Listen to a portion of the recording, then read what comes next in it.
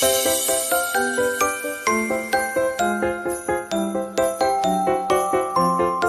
वालेकुम मेरी YouTube family, कैसे हैं आप? अल्लाह ताला आपको खुश रखे, आबाद रखे, ज़िंदगी से तंदुरुस्ती अता फरमाए। तो आइए आज हम बनाने जा रहे हैं बर्फ़ी। ये बेसन और सूजी की बर्फ़ी है। ये है मेरे पास 1 कटोरी, ये मैंने इस तरह फुल भर के सूजी की ली है, वो सॉरी बेसन की, ये बेसन। और बेसन और सूजी हमेशा छान कर इस्तेमाल करें, छाने बगैर कभी भी इस्तेमाल ना करें। और आधी कटोरी जो है वो सूजी की है। और ये 2 चम्मच मिल्क पाउडर, ये बादाम की गार्निश के लिए। और ये घी, चाहे आप देसी लें चाहे दूसरा लें। और ये है मेरे पास चीनी, और चीनी का हमने पाउडर बनाना है। और ये 1 कटोरी चीनी है। ये इसमें चीज़ें जाएंगी। और आइए बनाना स्टार्ट करते हैं। और ये इतनी मज़ेदार और इतनी अच्छी बनती है कि आप एक दफ़ा ट्राई करेंगे तो आप बार बार इसी तरह घर में ज़रूर बनाएंगे। तो अगर आप मेरे चैनल पर न्यू है तो जल्दी से मेरे चैनल को सब्सक्राइब कर दें, लाइक करें, शेयर करें प्लीज़, ज़्यादा से ज़्यादा। ये आपकी तरफ से एक प्यार, मोहब्बत और इनाम होता है, और हमारा दिल खुश होता है कि हम भी कोई काम अच्छा कर रहे हैं। और ये देखें, मेरे पास बटर पेपर ख़त्म हो चुके थे, इसलिए मैं थोड़ा सा अपना वीडियो बनानी थी, और ये मैंने इसमें पेपर लगा लिए। कोई भी शार्पर पेपर आप जिसमें आसानी से आप निकाल सकें। ये हमने सबसे पहले इसको जिस मोल्ड में या किसी भी डिश में आपने डालना है, वो उसको ऑयल लगा के, तो इस तरह इसमें बटर पेपर लाजमी है। तो मेरे पास तो बटर पेपर था नहीं, इसलिए मैंने ये कटिंग करके तो इसमें डाल दिया। तो आँच हमने जो वो बिल्कुल स्लो आँच पे इसको बनाना है। अगर आप तेज़ आँच करेंगे तो ये जल जाएगा, फिर ये सही नहीं बनेगा। बेसन होता है, बेसन बिल्कुल स्लो आंच पे भूना जाता है।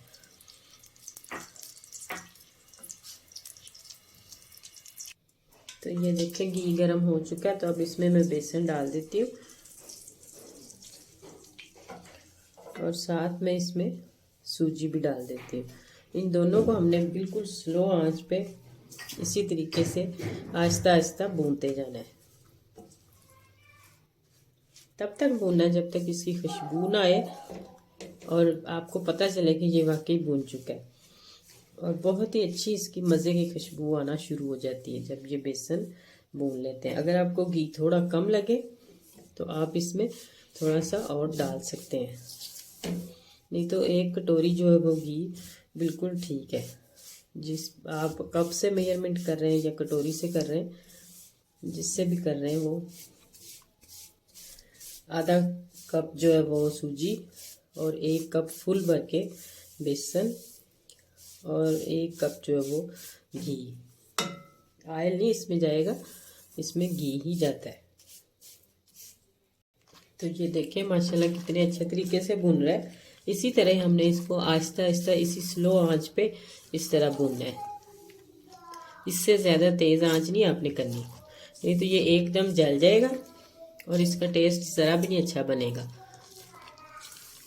और इस तरह आहिस्ता आहिस्ता, ये देखें आपको नज़र आ रहा होगा, ये बिल्कुल स्लो स्लो इसके बबल्स बन रहे हैं। तो ये देखें माशाल्लाह कितने अच्छे तरीके से अब भून रहा है। अब इसमें खुशबू आना शुरू हो गई है। कम से कम इसको आप इसी स्लो आंच पे 6 से 7 मिनट तक जो वो भूनेंगे, तो फिर इसकी अच्छे से बुनाई होगी। और देखिए स्लो स्लो आंच पे।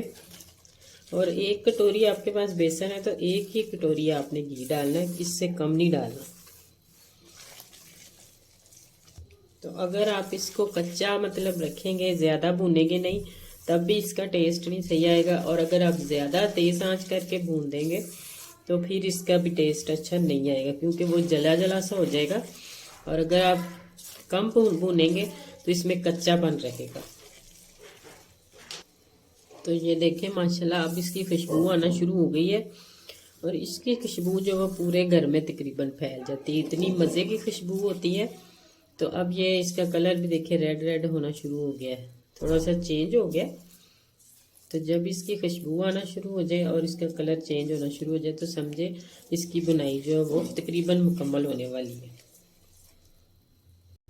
तो ये देखिए माशाल्लाह ये अब बिल्कुल अच्छे तरीके से भून चुका है। अब इसमें हम ये मिल्क पाउडर जो 2-3 चम्मच ये शामिल करेंगे और साथ ही मैं इसमें ये जो चीनी थी हमने इसको ग्राइंड कर लिया। तो आप इसमें से थोड़ा सा कम ज़्यादा मीठा अपने हिसाब से भी कर सकते हैं, लेकिन मैं इसमें इतना ही डालूँगी, 1 कटोरी। ज़्यादा जो ज़्यादा मीठा पसंद करते हैं वो अपने हिसाब से थोड़ा सा कम ज़्यादा कर सकते हैं।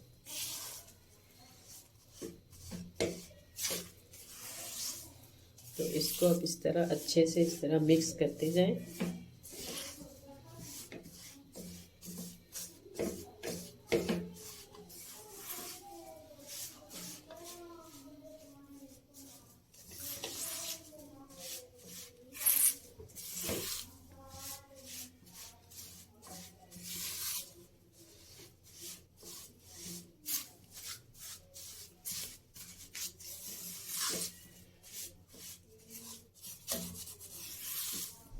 तो अब हम आंच बंद कर देते हैं। आंच बंद करके इसको अच्छे से मिक्स कर लें ताकि कढ़ाई हमारी अभी गर्म है तो इसमें ये मिक्स हो जाएगी।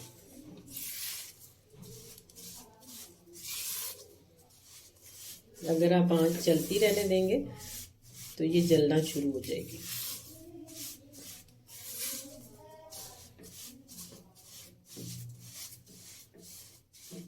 इस तरीके से इसको अच्छे से मिक्स कर लेंगे।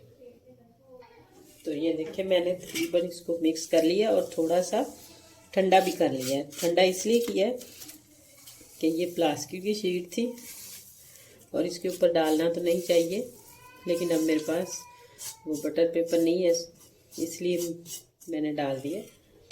तो इसलिए मैंने ठंडा किया। अगर आपके पास बटर पेपर है तो आप इसको फ़ौरन जो है वो इसके ऊपर इस तरह सेट कर दें। तो ये देखें मैंने इस तरह इसको सेट कर दिया। तो अब हम इसके ऊपर ये गार्निश के लिए ये जो भी आपके पास ड्राई फ्रूट है आप वही लगा सकते हैं।